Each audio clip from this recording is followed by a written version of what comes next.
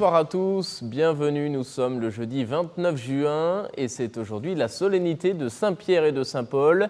Le pape a donc célébré la messe ce matin, place Saint-Pierre, et dans son homélie, le souverain pontife s'est arrêté sur trois mots essentiels, confession, persécution, prière. On écoute un résumé de son homélie. Le pape ce matin s'est d'abord recueilli dans la basilique Saint-Pierre avant de rentrer en procession pour célébrer la messe sur le parvis. Dans son homélie, le souverain pontife s'est alors concentré sur trois notions. La confession d'abord. Le pape a demandé aux fidèles de devenir des apôtres en chemin qui confessent Jésus par la vie parce qu'ils l'ont dans le cœur et non des chrétiens de salon qui bavardent sur la manière dont vont les choses dans l'Église et dans le monde. Celui qui confesse Jésus, insiste François, ne peut pas croire de manière tiède, il doit risquer de prendre le large, renouvelant chaque jour le don de soi. Il suit également Jésus jusqu'à la fin de son chemin, celui de la vie nouvelle, de la joie et de la résurrection, le chemin qui passe aussi par la croix et par les persécutions. Les persécutions, justement, c'est là-dessus que le pape s'est ensuite arrêté.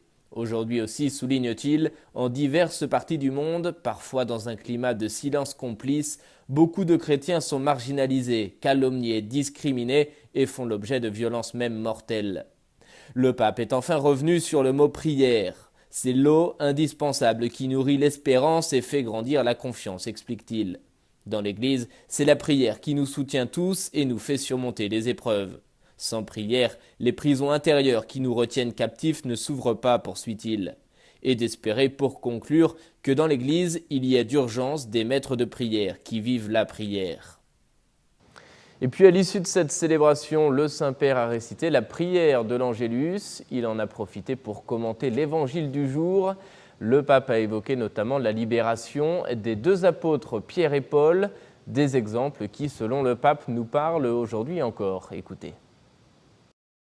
Lors de la prière de l'Angélus, après la messe, le Saint-Père s'est arrêté sur la libération des apôtres Pierre et Paul. Elle révèle, a expliqué le pape, le chemin commun des deux apôtres qui furent envoyés par Jésus pour annoncer l'Évangile dans des environnements difficiles et dans certains cas hostiles. Ces deux exemples, a poursuivi le Saint-Père, nous parlent à nous aujourd'hui et nous disent que le Seigneur est toujours à nos côtés, qu'il marche avec nous, qu'il ne nous abandonne jamais. Dieu, poursuit encore le pape, nous tend la main, particulièrement quand nous traversons des épreuves, il nous vient en aide et nous libère des menaces de nos ennemis. Mais prévient-il, notre vrai ennemi, c'est le péché. Mais heureusement, via le sacrement de la pénitence, en recevant la grâce du pardon, nous sommes libérés des liens du mal et allégés du poids de nos erreurs. Ainsi, nous pouvons continuer notre parcours de joyeux annonciateurs et témoins de l'Évangile, démontrant que nous, les premiers, nous avons reçu la miséricorde.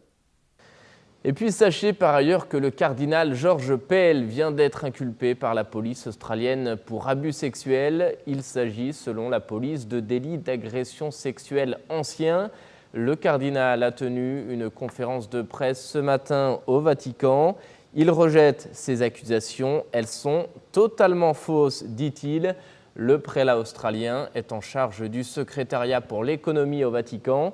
Il a demandé au pape un congé pour se présenter devant les autorités de son pays. Le Saint-Siège affirme respecter la justice australienne et le cardinal Pell sera donc entendu par le tribunal de Melbourne le 18 juillet prochain. Et puis, plus près de chez nous, dans le diocèse de Saint-Hyacinthe au Québec, Monseigneur François Lapierre démissionne pour raison d'âge.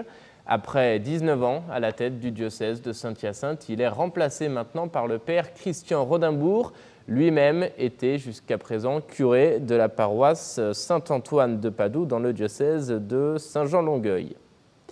C'est la fin de cette émission. Merci de l'avoir suivi et je vous souhaite une très belle soirée. À bientôt.